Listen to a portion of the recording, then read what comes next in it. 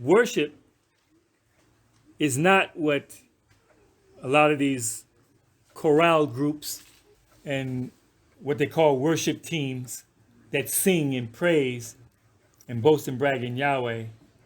That's not worship. The Hebrew word for worship is shachah.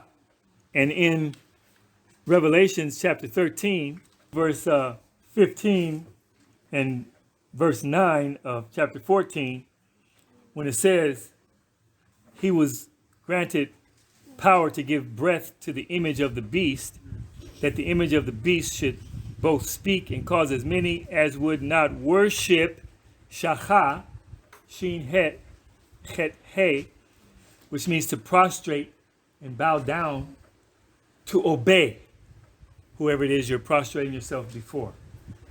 So, and it's confirmed in verse 15, and he causes all, as many as would not worship the image of the beast, to be killed.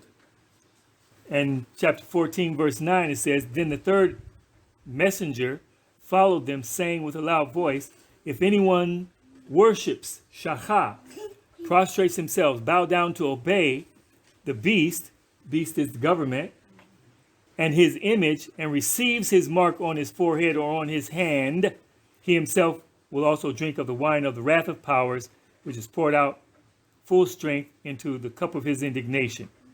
He shall be tormented with fire and brimstone in the presence of the sanctified messengers and in the presence of the Lamb. Now, another point to bring out is this vaccine rollout, parallel to the 5G rollout, is not the mark of the beast. It could be a trial or test run for it, and it's not a vaccine. They don't even have the virus. A vaccine is the virus of what they're wanting to protect people from by putting it in your body and trusting that your own antibodies will come up with an antibody to destroy it. That's a vaccine. What they are rolling out now is not a vaccine. It's an operating system of nanoparticles to counteract the 60 megahertz that they're setting up everywhere for the Internet of Things, rapid connectivity. Okay, so they're using this as a trial for when they come up with the mark of the beast. I know this is not it because they are not requiring people to worship, to bow down and prostrate themselves in obeisance to the beast yet, the government. Right now, they're just pulling out this so-called vaccine to get people to be controlled, while simultaneously striving to counteract the effect of 5G, which is 60 megahertz of frequency, electronic frequency, stuff like that. That 60 megahertz, it it removes the moisture from the air, like a microwave, and it's short wave.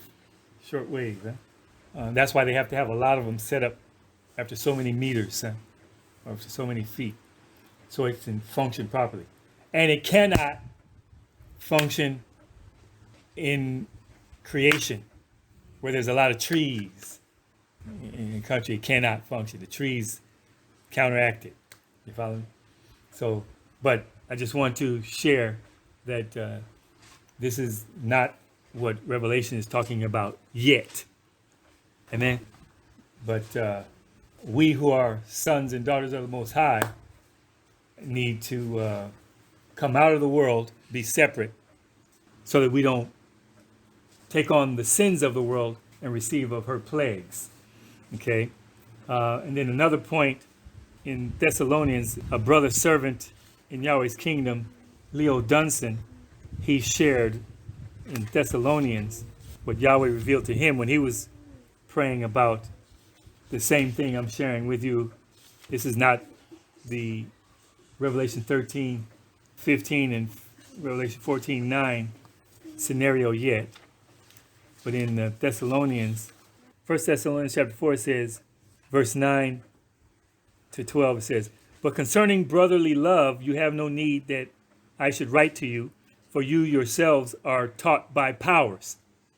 Right? Everybody has their own walk with the Most High. Right? And I trust that you have a walk with the Most High. You're taught by powers to love one another. And indeed, you do so toward all the brethren who are in Macedonia. But we urge you, brethren, that you increase more and more. Verse 11, here's the ticket. That you should also aspire to lead a quiet life, to mind your own business, right? And to work with your own hands as we commanded you, that you may walk properly toward those who are outside, and that you may lack nothing. That's being independent, right? The mark of the beast says to worship the beast, the government. If you do, then you will receive a mark on your forehead or on your hand, right? And if you don't have the mark, you cannot buy or sell. So if I'm obedient to the exhortation in Thessalonica, that I work with my own hands, I mind my own business, so that I can walk properly towards those who are outside, those who are in the world, and that I'm lacking nothing, that I won't be pressured in taking the mark, so that I can buy and sell with them. I'm independent. I have my own land, cultivating it. I'm self-sustaining with my family. Amen? So there's no pressure. Make sense? In 2 Thessalonians 3:10 says, "For even when we were with you, we commanded you this: if anyone will not work, neither will he eat."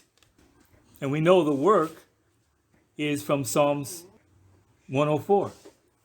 That man is to do. That man was created to do. Like Adam, you will till the ground, and it will yield your sustenance for you and your family. Right? So if anyone will not work, neither will he eat. Right? And we are supposed to work with our own hands so that we may lack nothing. And we're not dependent upon other sources for our goods and services. Amen? And then last one in Ephesians, concerning the work thingy. Ephesians chapter 4, verse 28.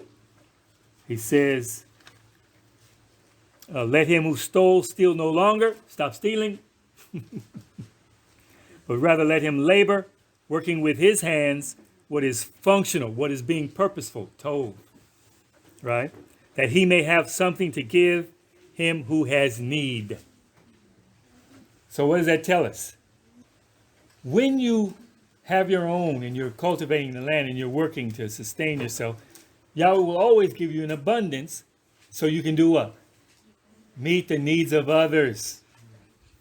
So you can have enough to give to him who has need. Amen? This is good stuff. So Yahweh will continue to keep the world out of our kingdom affairs. The wicked will bow at the gates of the righteous. The evil will bow, prostrate himself before the being purposeful people. Yahweh reigns. Shabbat shalom.